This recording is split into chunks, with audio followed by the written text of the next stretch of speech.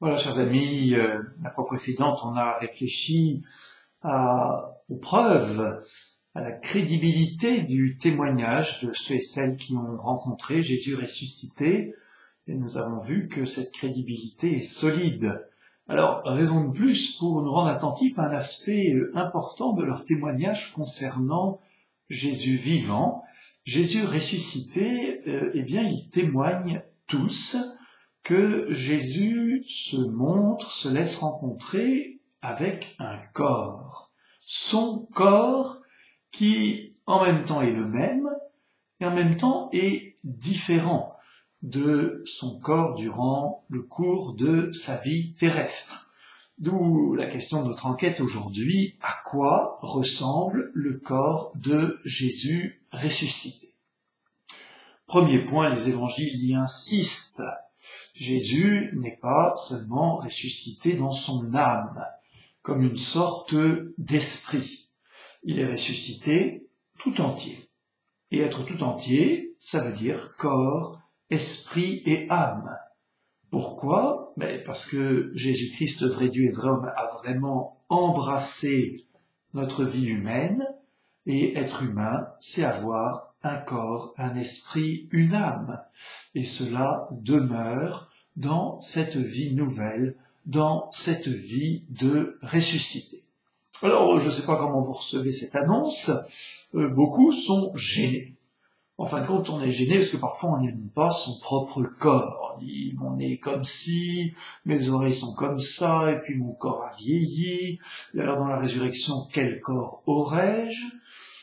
D'abord, remarquons que ce corps de Jésus ressuscité est glorieux. Il n'est pas un réassemblage, il n'est pas une prolongation, il n'est pas un rafistolage de son corps terrestre, de même que notre corps ressuscité ne sera pas simplement un remaniement de notre corps matériel. C'est à la fois le même corps, mais passé dans une réalité nouvelle, c'est-à-dire transformé. Alors, comment le savons-nous? Nous le savons par ce fait très intriguant, ce témoignage unanime des disciples, qui est que eux, les disciples, hommes et femmes qui pourtant connaissaient très très bien Jésus, savaient parfaitement à quoi ressemblait son corps, son aspect extérieur, ne l'ont jamais reconnu par ressemblance physique. Jésus ressuscité est le même, mais autrement. Il ne le laisse pas reconnaître par l'extérieur, il se laisse reconnaître par la foi. Marie-Madeleine confond Jésus avec le jardinier, les disciples d'Emmaüs marchent plus d'une heure avec lui, ne le reconnaissent pas, au bord du lac, Pierre et les autres apôtres au début ne le reconnaissent pas, et qui le reconnaît? C'est le disciple que Jésus aimait qui dit soudain « c'est le Seigneur ». Mais il n'a pas dit ça parce qu'il avait une meilleure vue que Saint Pierre. Il a dit cela parce que les yeux de la foi se sont ouverts. Alors, Jésus ressuscité possède un corps renouvelé, un corps que la tradition catholique va appeler corps glorieux, corps lumineux. Saint Paul osera même cette expression tout à fait étrange de corps spirituel, c'est-à-dire passé entièrement dans la vie de Dieu. Alors, que voyons-nous de ce corps? Quelle est l'expérience que les disciples ont pu en avoir?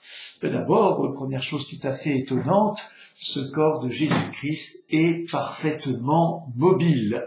Il peut être dans un lieu, puis dans un autre, aucun mur ne peut l'arrêter, aucune limite de temps et de l'espace. Et pour autant, il n'est pas un esprit ou un fantôme. Le témoignage de l'évangile de Luc est très clair. Au chapitre 24, Jésus vient au milieu des disciples. Les disciples, effrayés, remplis de crainte, pensaient voir un esprit, c'est-à-dire un fantôme. Mais Jésus leur dit, quel est ce trouble? Pourquoi ces objections? Regardez mes mains et mes pieds, c'est bien moi. Touchez-moi, regardez, un esprit, c'est-à-dire un fantôme, n'a ni chair ni os, comme vous voyez que j'en ai. Et même un peu plus loin, Jésus leur dit, avez-vous de quoi manger? Il lui offre un morceau de poisson grillé, il le prit et le mangea sous leurs yeux. Donc un vrai corps, et un corps maintenant totalement mobile, capable de se rendre en tout lieu et en tout temps. Mais au fond, c'est ce que nous désirons nous-mêmes dans l'ordre de l'amour. Nous souhaiterions bien pouvoir nous rendre entièrement présents auprès de ceux que nous aimons. Si j'ai quelqu'un que j'aime à l'autre bout de la France, à l'autre bout du monde, je peux prendre mon téléphone, je peux faire une visio avec WhatsApp ou Skype ou n'importe quel outil informatique, mais je ne peux pas immédiatement me rendre présent avec mon corps auprès de ceux que j'aime.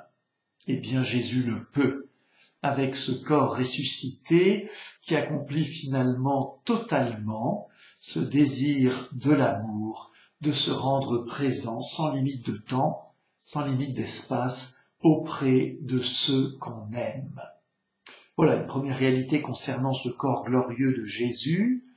Il accomplit totalement, en fin de compte, la capacité de communication que nous donne notre corps. Car après tout, c'est par notre corps d'abord que nous entrons en communication, que nous écoutons, que nous voyons, que nous touchons, que nous sentons, etc. Eh bien cela, le corps ressuscité de Jésus l'accomplit totalement. Mais alors, me direz-vous, puisque ce corps nouveau, ce corps ressuscité a toutes ses capacités, n'est-il pas finalement radicalement différent du corps terrestre de Jésus? Un peu comme si Jésus avait changé de corps, comme moi je peux changer de vêtements, ou changer de combinaison, où Jésus aurait laissé sur une penderie son corps terrestre, et puis il aurait revêtu un joli corps tout neuf. Mais il y a dans les rencontres de Jésus ressuscité avec ses disciples un point décisif et surprenant. Jésus se fait reconnaître dans ce corps devenu glorieux et lumineux par les plaies qu'il a reçues sur la croix. Il montre aux disciples, puis plus en particulier à Thomas, les plaies de ses mains, de son côté. L'évangile de Luc aussi nous dit cela. Jésus montre ses mains et ses pieds. Alors, ce point est important. Ce corps renouvelé, ce corps glorieux est en même temps le même. C'est-à-dire ce corps terrestre qui garde mémoire de tout ce que nous vivons. Mémoire de l'esprit, mémoire de l'âme, mémoire corporelle.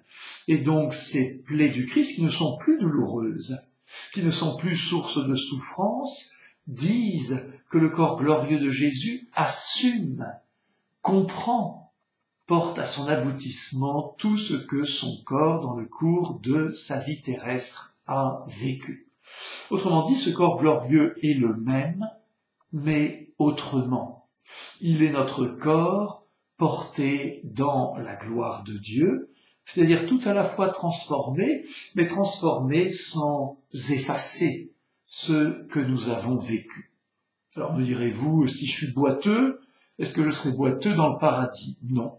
Tout sera porté à sa gloire. Et même ces plaies maintenant ne sont plus signes de tristesse, elles sont les signes glorieux de l'amour total de Jésus. Jésus continue d'être passionné d'amour pour nous, il continue de donner sa vie, il continue son œuvre avec ce même corps maintenant transformé en ce corps glorieux. Finalement, toutes les imperfections dont souffre notre corps, toutes les imperfections aussi dans le regard que nous portons sur notre propre corps, vont être effacées, oui ça certainement, et notre corps pourra enfin aboutir à ce pourquoi il a été créé, un corps fait pour aimer, sans défaut et sans limitation. Eh bien voilà ce corps glorieux par lequel Jésus entre en communication avec ses disciples.